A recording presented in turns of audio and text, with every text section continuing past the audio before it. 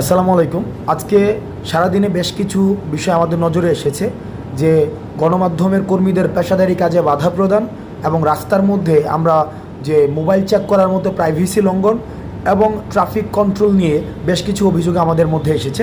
আমি প্রথমেই বলতে চাই যে আমরা নির্যাতকের পরিবর্তন চাইনি, আমরা নির্যাতনেরও পরিবর্তন চেয়েছি। আমরা আমাদের মধ্যে এতদিন আমাদের দেশে যে বিদ্যমান যে সমস্যাগুলো ছিল, এই সমস্যাগুলো যারা সৃষ্টি করত, আমরা তাদের পরিবর্তন শুধুই চাইনি, বরং সমস্যাগুলোর পরিবর্তন চেয়েছি। ছাত্রলীগ যেভাবে আমাদের ফোন চেক করে দেখেছিল যে আন্দোলন সংশ্লিষ্ট কোনো ছবি আছে কিনা, এবং তারা আমাদের শিক্ষার্থীদের উপরে নির্যাতন করেছে ফোন চেক করার মধ্য দিয়ে, এবং সেটি প্রাইভেসি লঙ্ঘন হয়েছে, আমরা তখন সেই বিষয়টির প্রতিবাদ জানিয়েছি।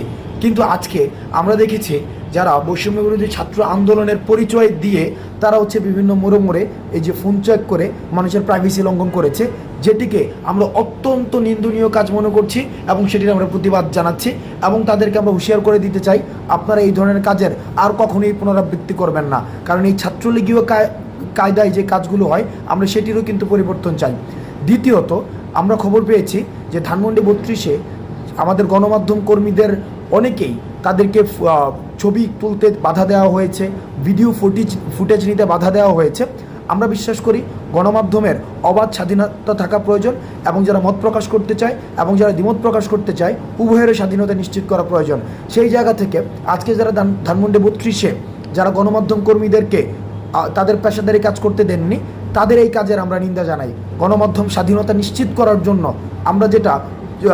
আমরা ফেসিস্ট গভর্নমেন্টের সময় আমরা যেটি দেখেছি যে গণমাধ্যমকে স্বাধীনভাবে কাজ করতে দেয়নি, সেই কাজের পুনরাবৃত্তি আমরা এখন আর চাই না। গণমাধ্যমের স্বাধীনতা উন্মুক্ত করা হোক। তৃতীয়ত, আমরা ট্রাফিক কন্ট্রোলের যে বিষয়টি, সেই বিষয়টি নিয়ে আমাদের কিছু বিষয় আমাদের কাছে পর্যালোচনা এসেছে যে ঢাকার বিভিন্ন প্রান্তে স্বতঃস্ফূর্তভাবে শিক্ষার্থীরা ট্রাফিক কন্ট্রোলের কাজ করছে, সেটি অবশ্যই ইতিবাচক। কিন্তু 2 কিলোমিটার একটা রাস্তায় যদি 5 থেকে 6 বার সেখানে ট্রাফিক চেক করা হয়, সেটি মানুষের বিরক্তির পর্যায়ে পড়ে। সুতরাং যারা বিভিন্ন পয়েন্টে ট্রাফিক কন্ট্রোলের কাজ করছে, তাদের প্রতি অনুরোধ থাকবে, আপনাদের কাজটি অনেক বেশি মহৎ এবং অনেক বেশি মহান, এবং এই ক্রান্তিকালীন সময়ে আপনাদের অবদান অনস্বীকার্য।